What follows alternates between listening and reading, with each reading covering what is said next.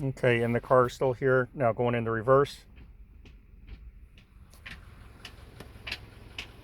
There's a very weird noise. Sounds like something's loose.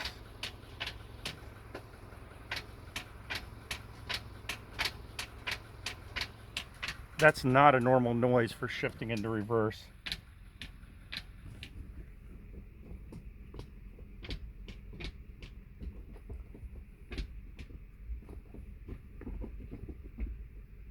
Now the car going into fourth. See, it's sticking like it was before. I'm going to take the parking brake off, moved a little bit, the car went into fourth. So I am documenting that we still have the same issue that was here before I took it back in this last time. And now the car didn't go into reverse until I actually let the car roll.